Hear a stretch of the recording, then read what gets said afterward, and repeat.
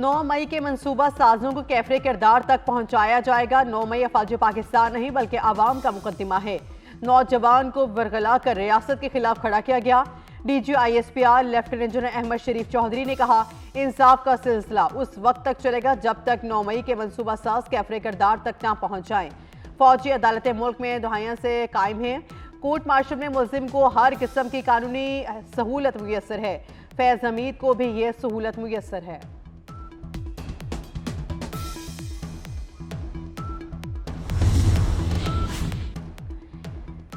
छब्बीस नवंबर को सियासी एहतजाज नहीं, सियासी दहशतगर्दी की गई। 26 नवंबर को जब सियासी क़यादत भागी तो सोशल मीडिया पर झूठा प्रोपेगेंडा किया गया। DGISPR लेफ्टिनेंट जनरल अहमद शरीफ चौधरी ने कहा, 26 नवंबर के एहतजाज में कीलों वाले डंडे, आतिशी असलहा इस्तेमाल किया गया। इंतशारी टोले का सेल बाहर से चलाया जा रहा है। लेफ्टिनेंट जनरल अहमद शरीफ चौधरी का कहना है, सियासी जमातों को चाहिए इंतशार के बजाय मुज़ाकरात से मसला हल करें। सियासत को रियासत पर मुकद्दम रखने वालों को जवाब देना होगा। –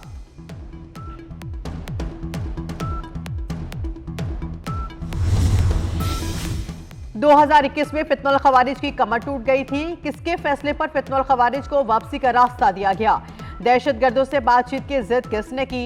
DGISPR लेफ्टिनेंट जनरल अहमद शरीफ चौधरी ने कहा, किसके कहने पर फितनुल खवारिज को दोबारा ताकत और दवा बख्शा गया? गिरां मसाइल का हल बातचीत में होता है तो दुनिया में कोई जंगें ना होती। DGISPR ने कहा, FC के 16 जवान शहीद हुए, क्या उनके खून की कोई कीमत नहीं? दहशतगर्दी के मामले पर बयानिए ना बनाएं और खैबर पख्तूनख्वा में गुड गवर्नेंस पर तवज्जो दें।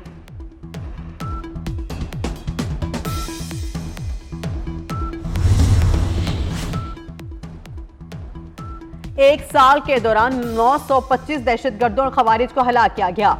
दहशतगर्दों के कई मंसूबों को नाकाम बनाया गया। सैकड़ों खवारिज और दहशतगर्दों को गिरफ्तार किया गया।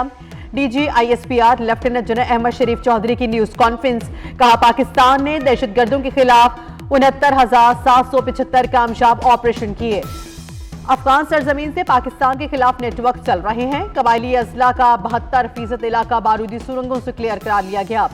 DGISPR लेफ्टिनेंट जनरल अहमद शरीफ चौधरी ने कहा, भारतीय सरहद पर खतरात से आगाह हैं, हम कश्मीरियों के साथ खड़े हैं।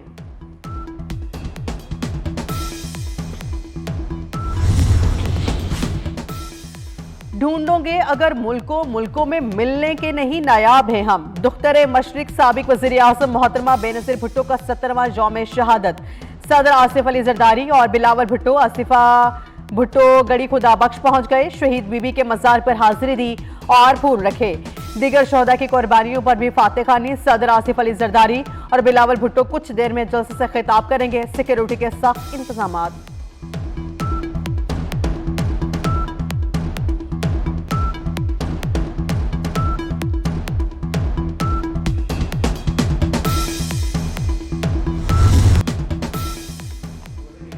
सानिया 9 मई में मुलविस मुल्जिमान को सजाएं सुनाने का तीसरा मरहला जल्द। मुतवक्किल जिन्ना हाउस हमले के 33 मुल्जिमान को सजाएं सुनाए जाने का इम्कान।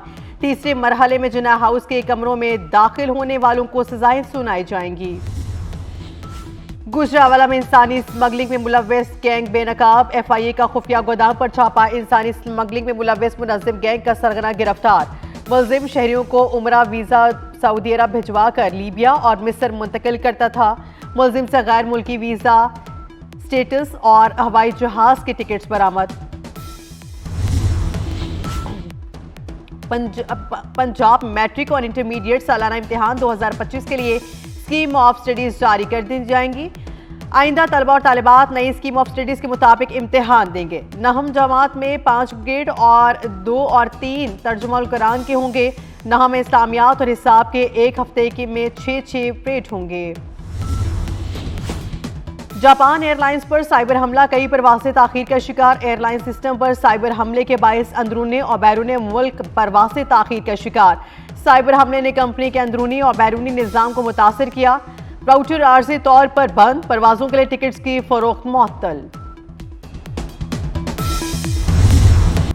बानी PTI के भांजे हसन न्याजी और एहसानुल्लाह को 10-10 साल कैद बामुशक्कत की सजा। ब्रिगेडियर रिटायर्ड जावेद अकरम को 6 साल कैद बामुशक्कत की सजा। मियां इबाद फारूक और कैप्टन रिटायर्ड वकास अहमद को 2-2 साल की सजा। 10 मुजरिमों को 9 साल जेल में गुजारना होंगे। एक मुजरिम को 8 और 5 मुजरिमों को 7 साल कैद बामुशक्कत की सजा सुनाई गई।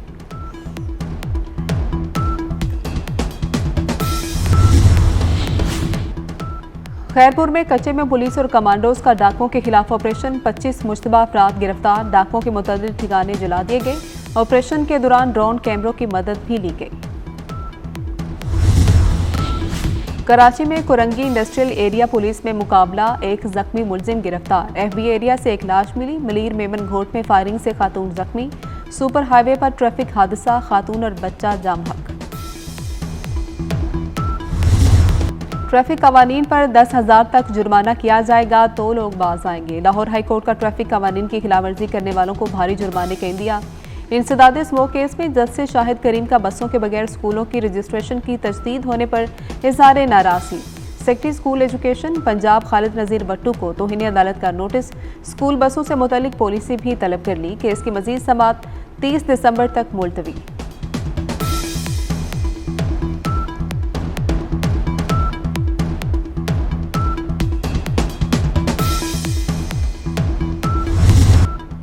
मुल्क भर में सर्दी की शिद्दत बरकरार। पहाड़ी इलाकों में शदीद ठंड। कागान और शुगरान में पारा नुक्ता इंजमात से भी नीचे आ गया। मानसहरा में आबशारें और झीलें जम गई। स्कर्दो में पारा -13, लेह -12, गिलगित सोर और हुंजा में -8 रिकॉर्ड किया गया। कोयटा में -6, मरी में -1, पेशावर इस्लामाबाद में 1-1 डिग्री रिकॉर्ड किया गया। लाहौर में बूंदाबांदी से सर्दी की शिद्दत में इजाफा।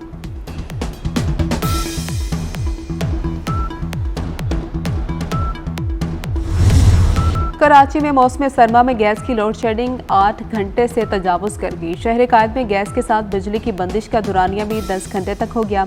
दिन भर बिजली की आंख मचोली से पानी की किल्लत, शहरियों को शदीद मुश्किलात का सामना।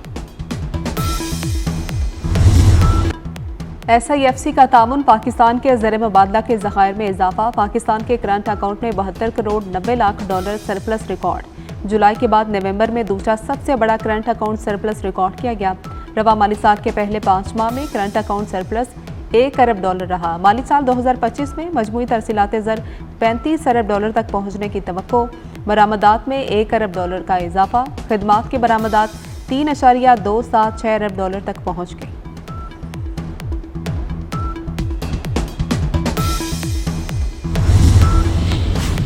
पंजाब में इंटरमीडिएट के नताइज का ऐलान कर दिया गया। लाहौर, फैसलाबाद, गुजरांवाला के नताइज सामने आ गए। फैसलाबाद में कामयाबी का तनासुब 38%, गुजरांवाला 37% और लाहौर में कामयाब तलबा का तनासुब 36% रहा।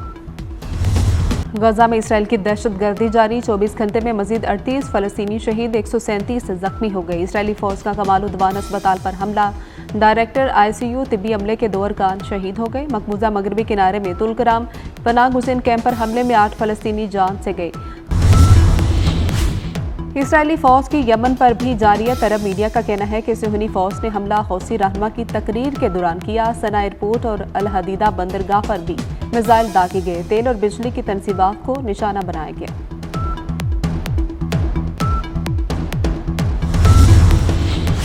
कुवैत में खलीज तामुन काउंसिल का 46वां गैर मामूली इजलास। शाम, लेबनान और गजा की सूरत हाल पर तबादला ख्याल। शुरका ने शाम में बैरूनी मुदाखलत को मुस्तरद कर दिया। शामी अवाम की ख्वाहिशात के मुताबिक इंतकाल इक़्तिदार की हिमायत।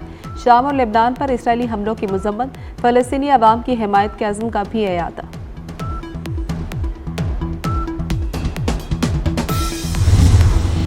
पाक फौज के ज़ेर एहतमाम आज़ाद कश्मीर में यूथ फेस्टिवल क्रिकेट टूर्नामेंट की इफ्तिताही तकरीब। इफ्तिताही तकरीब स्पोर्ट्स स्टेडियम भिंबर में हुई। Secretary sports youth and culture Azad Kashmir Mohammad Rashid Hanif की बतौर मेहमान खुसूसी शिरकत।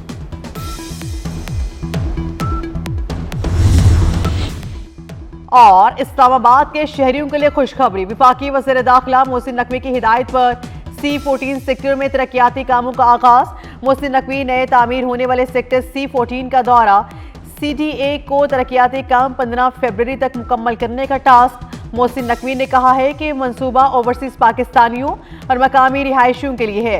लॉटिस को फौरी तौर पर कब्जा दिया जाए। मारगला हिल्स नेशनल पार्क की अराजी पर कब्जा माफी के खिलाफ कोई रियायत न बरतने की हिदायत। सेक्टर C14 में प्लॉट्स की बुकिंग 30 दिसंबर तक, जबकि अलॉटमेंट के लिए ओपन कुरंदाजी 14 जनवरी को होगी।